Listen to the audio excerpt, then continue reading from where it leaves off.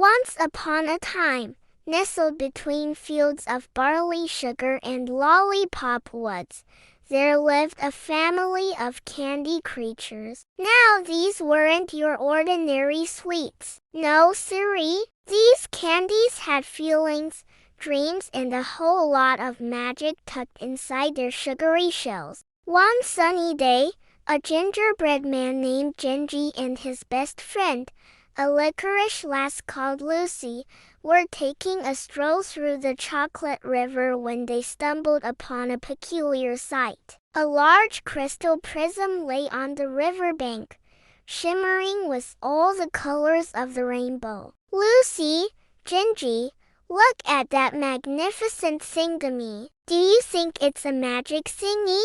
Gingy, well, it certainly looks like one of those magical things that do magic things. Just imagine the adventures we could have with a magic thingy like this. Lucy, oh, Gingy, you always say the most sensible things. But how are we ever gonna lift that heavy thingamajig? Gingy, no need to worry, Lucy. Leave it to me. I might be short, but I've got some mighty tricks up my candy cane sleeve. And with that, Ginger took a deep breath, puffed out his gingerbread chest, and shouted as loud as he could, "Hooey, heave ho, you big thingamajig, you."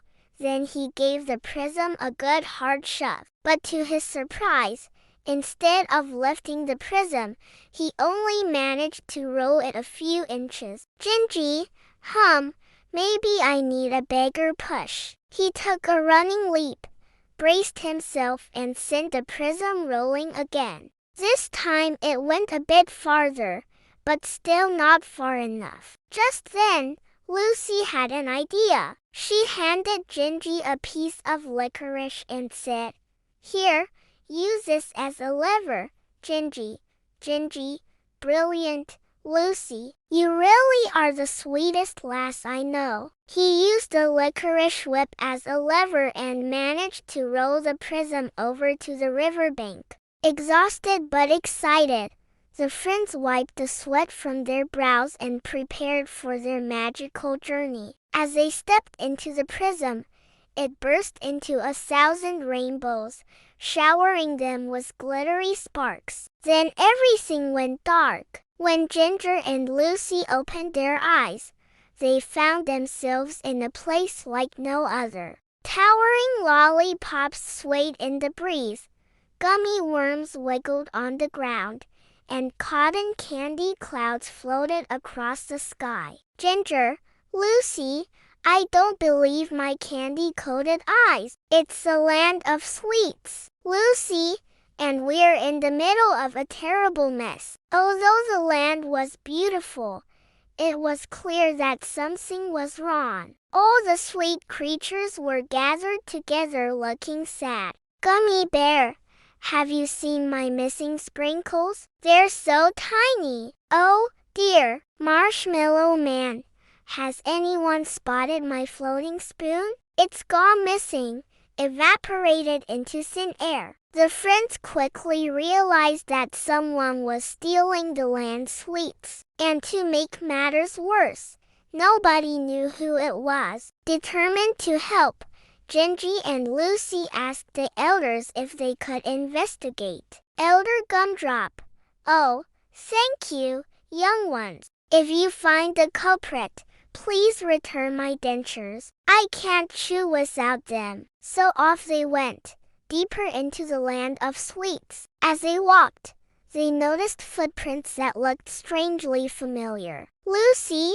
Gingy, look, it's the print of a gingerbread man's shoe. Gingy, mine too. And I know exactly whose shoe that is. It's my brother's. Ginger, but why would he come to the land of sweets? Gingerbread Man, I don't know, but we better hurry. If we don't stop him soon, he'll steal every last crumb of this land. The chase led them through fields of spun sugar, over rivers of chocolate, and finally to a huge gingerbread house. Ginger, That's my brother's house. I just know it. But how are we gonna get inside? There's no doorknob and no windows. Lucy, I believe that calls for a good old-fashioned battering ram. Gingy, good thinking, Lucy. Now let's break on through this candy-coated wall. She helped Gingy position a giant jelly bean like a battering ram. Then with a mighty heave,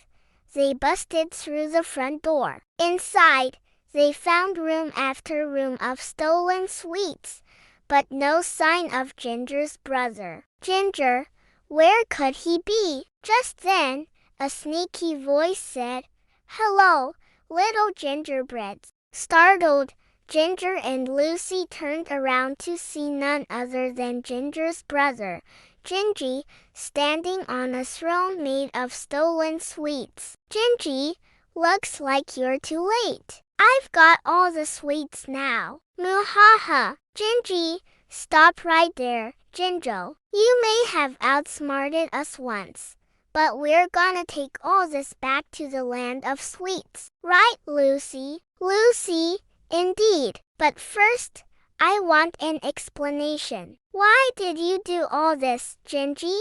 "Gingy, because I wanted to build the biggest, bestest gingerbread house in all the lands. And with all these sweets, I can do it." "But what about our family name? Ginger, don't you think people will be talking about the gingerbread bandit?" "Gingy, oh, bother. Being famous for all the wrong reasons isn't all it's cracked up to be." "Gingy, I suppose you're right. But now I'm too embarrassed to go back. People will be so disappointed in me." "Ginger, don't worry, Gingy. We won't tell anyone you were here if you help us return all these sweets." "Deal, Gingy." "Okay, but if any gumdrops ask, I swear it was all him." "Heh heh." And so the gingerbread siblings set to work, returning all the stolen sweets. Once everything was back in its place, the grateful citizens cheered and celebrated, and Ginger even managed to slip an extra sprinkle or two into his pocket for being such a good lad. Later, back at the riverbank, Gingy and Lucy stood before the magical prism, ready to return home. "Gingy, well, that was quite the adventure, Lucy." "Lucy, indeed, Gingy, indeed. Just think, if we hadn't taken that stroll, we never would have found the prism or made new friends in the land of sweets." "Gingy, true. We might have been little candies living our simple lives, but life is sweeter when you share it with friends." "Lucy, oh, Gingy, that's so deep." "Gingy, hey, I learned it from you." "Lucy, heh heh." And with that, the two friends stepped into the prism and returned home, their hearts full of candy-coated memories and the knowledge that sometimes the greatest adventures begin with a simple walk. Once upon a time, nestled between fields of barley sugar and lollipop woods, there lived a family of candy creatures. Now these weren't your ordinary sweets. No, siree. These candies had feelings, dreams, and a whole lot of magic tucked inside their sugary shells.